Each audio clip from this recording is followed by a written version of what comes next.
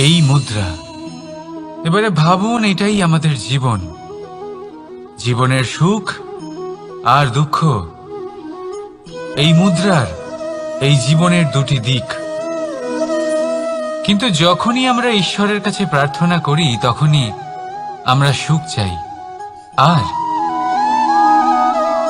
সেই সুখ আসেও। আর যখনই সেই সুখ আসে তখন ব্যক্তি সর্বপ্রথম তাকে ভুলে যায় যে দুঃখের সময় ওনার সাথে ছিলেন। আর এমত অবস্থায় উনি সাহায্য করেন না, উনি করেন উপকার। আর এই উপকারের বদলে মানুষের থেকে উনি নিজের জন্য শ্রদ্ধা চান। আর সেই শ্রদ্ধা, সেই চাহিদার কারণে উনি নিজেকে অন্যদের থেকে শ্রেষ্ঠ, অন্যদের থেকে ভিন্ন মনে করতে বিবশ হয়ে যান। আর আলাদা হবার কারণে তার মধ্যে জেগে ওঠে অহংকার, আর সেটাই হয় তার পতনের কারণ। এবার এতে কি করা যেতে পারে? কি চাওয়া যেতে পারে ঈশ্বরের কাছে? এই প্রশ্ন অবশ্যই মনে আসে। ঈশ্বরের কাছে চান সুখ, শুধুমাত্র ততটাই যাতে অহংকার না আসে, আর দুঃখ ততটাই যাতে শ্রদ্ধা না চলে যায়। রাধা রাধা। এই সংসারে এমন কিছুই নেই যা সব সময় একই থাকবে। যা কিছু নির্মাণ হয়েছে তা একদিন অবশ্যই ভেঙে পড়বে। কিন্তু এই ভেঙে যাওয়ার বিশ্লেষণ আপনি কিভাবে করবেন তা আপনার উপরে নির্ভর করছে। ওই আকাশের দিকে তাকান, ওই মেঘ, ওটাও ভেঙে পড়ে, কিন্তু নিজে ভেঙে পড়ার সাথে বর্ষাকে তৈরি করে যায়। মাটির ডেলা অবশ্যই ভেঙে পড়ে, কিন্তু ব্যবহারযোগ্য মাটির রূপ নিয়ে। এই ধরিত্রীর বুকে কোনো এক বীজ যখন ভেঙে পড়ে তখন ধরিত্রীর উপর এক বিশাল আকারের বৃক্ষ নির্মাণ করে। যদি জীবনে কিছু ভেঙে পড়ে তাহলে নিরাশ হয়ে পড়বেন না, নিজের সাহস হারাবেন না। ধনাত্মক দৃষ্টিভঙ্গি দিয়ে দেখতে চেষ্টা করুন। মনে করুন নিয়তি নিশ্চয়ই আপনার জন্য আরো ভালো কিছু ভেবে রেখেছে, যা ভবিষ্যতে আপনার প্রতীক্ষা করছে।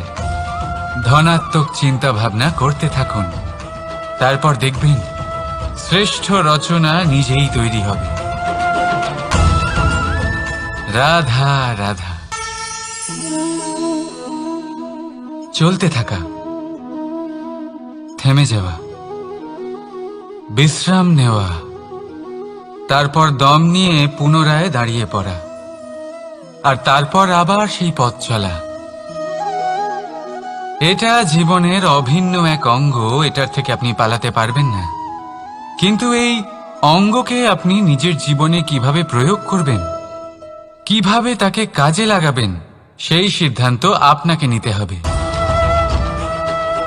যারা হেরে যান তারাও জীবনে থমকে যান, আবার যারা জেতেন তারাও দাঁড়িয়ে পড়েন। যারা হেরে যান তারা হাঁপিয়ে দাঁড়িয়ে পড়েন, যারা জিতে যান তারা দাঁড়িয়ে পড়েন সেই সর্বোচ্চ স্তরে পৌঁছে গিয়ে। এবার দাঁড়াতে তো আপনাকে হবেই, তা হতেই হবে। কিন্তু কখন কিভাবে দাঁড়াবেন, ক্লান্ত হয়ে নাকি সর্বোচ্চ স্তরে পৌঁছে গিয়ে, সেই সিদ্ধান্ত আপনার। অবশ্যই দাঁড়িয়ে পড়ুন, কিন্তু ক্লান্ত হয়ে নয়, কারণ আপনাকে পুনরায় দাঁড়িয়ে পড়তে হবে, পুনরায় যাত্রাপথে এগোতে হবে এবং সর্বোচ্চ স্তরে পৌঁছতেই হবে। রাধা রাধা। স্বপ্ন, আমরা জীবনে স্বপ্ন দেখতে থাকি, সেটা পূরণ করার পূর্ণ প্রয়াস করে থাকি। কিন্তু এই স্বপ্ন পূরণ না হওয়ার পরিস্থিতিতে আমরা ভেঙে পড়ি, ছিন্ন বিচ্ছিন্ন হই। আর তারপর এই বোঝা আমরা আগামী প্রজন্মের ওপর রীতিমতো চাপিয়ে দিই। আমরা এটাই মনে করি যে আমরা যেটা হতে পারিনি সেটা আমাদের সন্তান অবশ্যই হবে। আমরা যা কখনো পাইনি আমাদের সন্তান অবশ্যই তা পাবে। এটা যে অনুচিত সেটা আমরা ভাবি না, কিন্তু এটা ভুল। আর এই ভুল আমরা সকলেই করে থাকি। সন্তান প্রকৃতি আর পরমাত্মার আশীর্বাদ। ওদের ভেতরে তাদের নিজের একটা অস্তিত্ব লুকিয়ে থাকে, সেটা মন দিয়ে দেখুন তো। আপনি শুধু ওই সন্তানকে জন্ম দিয়েছেন, কিন্তু ওর জীবন আপনার নয়। তাই নিজের সন্তানের সাথে থাকুন, সময় কাটান, ওদেরকে ভালোবাসুন, সবসময় প্রেরণা দিন, কিন্তু প্রেরণা দিন ওর নিজের অস্তিত্বকে বাড়ানোর জন্য, ওর নিজের স্বপ্ন পূরণ করার জন্য, আপনার স্বপ্ন পূরণ করার জন্য নয়। ওদের অস্তিত্বকে পূর্ণাঙ্গে বৃদ্ধি পেতে দিন। রাধা রাধা।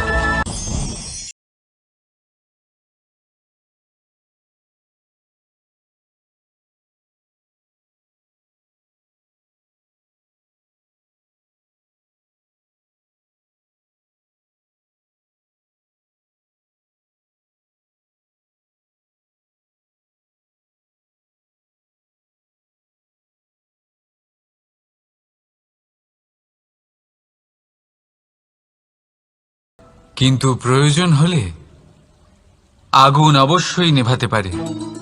ঠিক সেই রকমই হয় আমাদের সম্পর্ক, সম্পর্ক যা আমরা বহু বছর পরিশ্রম করে তৈরি করি, যে দরকার পড়লে আমাদের সহায়ক হয় কোনো না কোনোভাবে। সেই জন্য সম্মান করতে শিখুন এই সম্পর্কগুলিকে, শিখুন এই সম্পর্কগুলিকে অটুট রাখতে। কথায় কথায় এই সম্পর্কগুলিকে ভেঙে দিতে শিখবেন না। রাধা।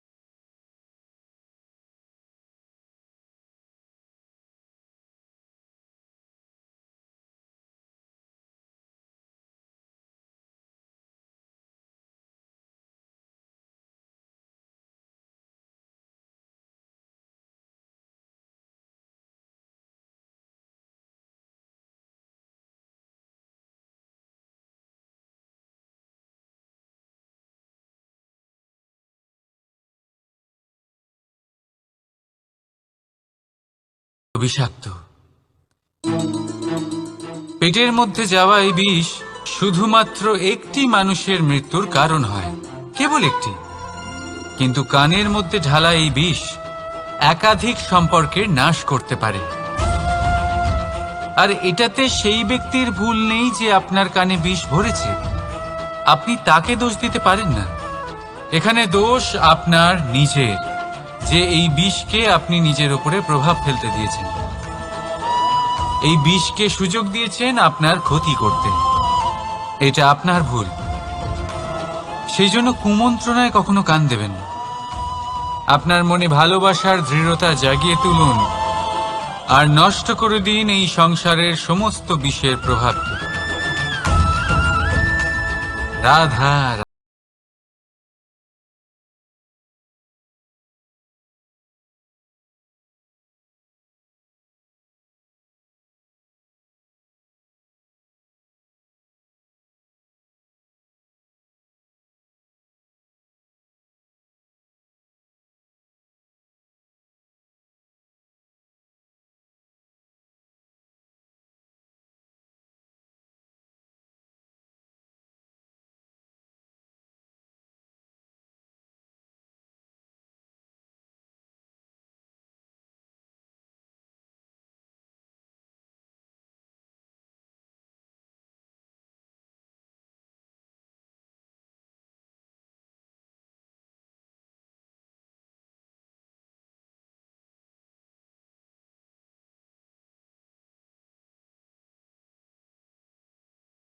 সফলতা প্রাপ্ত হয় নিজের উপরে বিশ্বাস করতে থাকলে। আকাশের ওই সূর্যকে দেখুন, সূর্যের বিশ্বাস আছে নিজের উপর যে সে সমস্ত জগৎকে আলোকিত করতে পারবে, নিজের প্রথম রশ্মি দিয়ে অন্ধকারকে দূর করতে পারবে। সূর্য এই বিশ্বাস নিয়েই আসে, আর কিছুক্ষণের মধ্যেই সমস্ত সংসার থেকে অন্ধকারকে বিনাশ করে ফেলে সে। তাহলে মনে রাখবেন, এই সুখের আভাস, এই দুঃখের অনুভূতি আসতেও থাকবে আর যেতেও থাকবে। শুধু নিজের উপরে বিশ্বাস রাখুন, তারপর দেখবেন এই সফলতা আপনার দাস হয়ে থাকবে। রাধা রাধা। চাঁদ কত শ্রেয়, শুভ্র, কত সুন্দর, কিন্তু যদি আপনি মনোযোগ সহকারে দেখেন তাহলে দেখবেন এই চাঁদেও দাগ আছে। আর এই দাগগুলি থাকার কারণে কি এই চাঁদের মাহাত্ম্য কখনো কমে যায়? কখনো নয়। এর কারণ হলো চাঁদের নিরন্তর চেষ্টা। একবার এই আকাশে দেখুন, এই অন্ধকার সবসময় চেষ্টা করে চাঁদকে ঢেকে দেওয়া, কিন্তু এই চাঁদ সবসময় এই অন্ধকারের সাথে লড়াই করতে থাকে।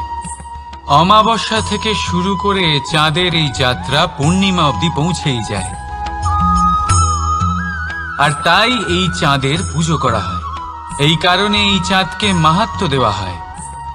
এইভাবেই যদি আপনার মধ্যে কোনো দোষ থাকে, কোনো খারাপ কিছু থাকে, তাহলে সেটা কোনো বড় ব্যাপার নয়। চেষ্টা করুন সেটাকে শুধরে নেওয়ার, কিন্তু সেই কারণে নিজেকে খারাপ মনে করা এটা অনুচিত। নিজের ভুলগুলো, নিজের দোষগুলো, নিজের খারাপ দিকের কথা ভুলে আপনি এই সংসারের ভালোর দিকে প্রস্থান করেই দেখুন না। আপনি দেখবেন আপনার অন্তরের তেজ ঠিকরে বেরোচ্ছে। রাধা রাধা।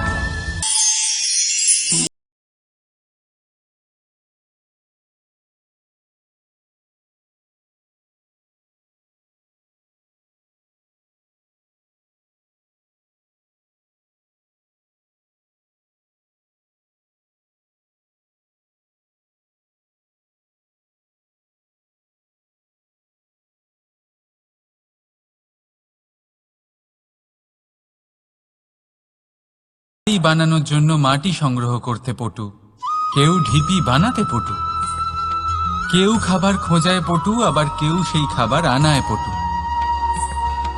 ঠিক সেরকমই হয় মানুষেরা। মনে হতেই পারে সবাই একই রকম, কিন্তু প্রতিটা মানুষের ব্যক্তিত্ব, প্রতিটা মানুষের অস্তিত্ব ভিন্ন হয়।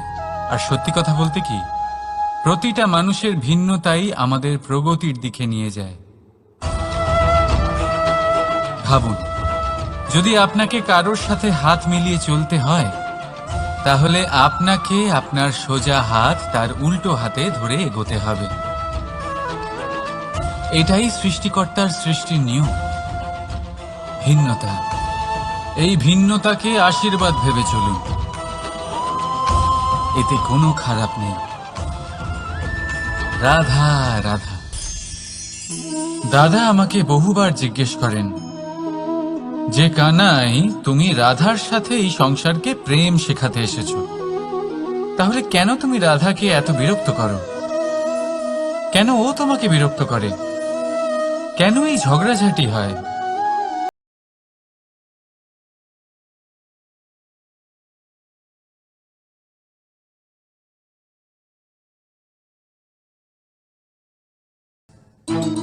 যদি আপনার বাড়িতে মধু থাকে, কোনো মিষ্টি জিনিস থাকে, মিষ্টত্ব থাকে, তাহলে পিঁপড়ে সেখানে অবশ্যই প্রবেশ করবে।